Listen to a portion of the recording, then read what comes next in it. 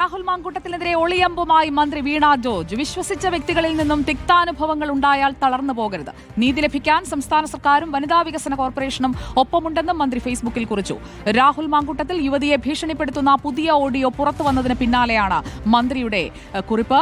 അർജുൻ കല്യാട് നമുക്കൊപ്പം ചേരുകയാണ്. അർജുൻ കല്യാട്, ഇത് 181 എന്നുള്ള ആ ഒരു നമ്പർ പ്രസിദ്ധീകരിക്കാൻ വേണ്ടിയല്ല, ഹൂ കെയേഴ്സ് എന്നുള്ള ആ വാചകം തന്നെ ഒരു അടയാളപ്പെടുത്തലായി മന്ത്രി വീണ ജോർജ് മനഃപൂർവ്വം ഇട്ട പോസ്റ്റല്ലേ ഇത്?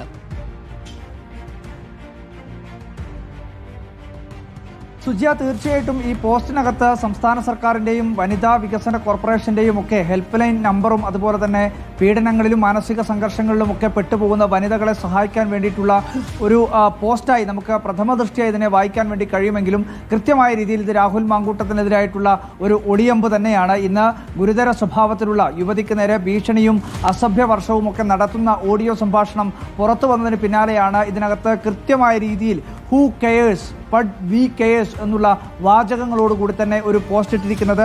അതിൽ സൂചിപ്പിക്കുന്നത് ഇങ്ങനെയാണ്: ജീവിതത്തിൽ തോറ്റുപോകരുതെന്നും ഏറെ വിശ്വസിച്ച വ്യക്തികളിൽ നിന്നോ മറ്റുള്ളവരിൽ നിന്നോ ജീവിതത്തിൽ പലർക്കും തിക്താനുഭവങ്ങൾ ഉണ്ടായേക്കാം. തളർന്നു പോകരുത്, മടിച്ചു നിൽക്കാതെ നേരിടാം. വ്യക്തി മര്യാദകളും ജനാധിപത്യ മര്യാദകളും വിട്ട് ഭീഷണിയിലേക്കും ബ്ലാക്ക് മെയിലിലേക്കും വാക്കുകൾ മാറിയാൽ ശാരീരികവും മാനസികവുമായുള്ള പീഡനങ്ങൾ ഏൽക്കേണ്ടി വന്നാൽ ചെറുക്കാം. നിങ്ങളുടെ സ്വകാര്യത നിലനിർത്തിക്കൊണ്ട് തന്നെ നീതി ലഭിക്കാൻ, പ്രതിസന്ധികളെ അതിജീവിക്കാൻ, ജീവിതത്തിലെ സ്വപ്നങ്ങൾ തിരിച്ചുപിടിക്കാൻ സംസ്ഥാന സർക്കാരും വനിതാ വികസന കോർപ്പറേഷനും ഒപ്പമുണ്ട്.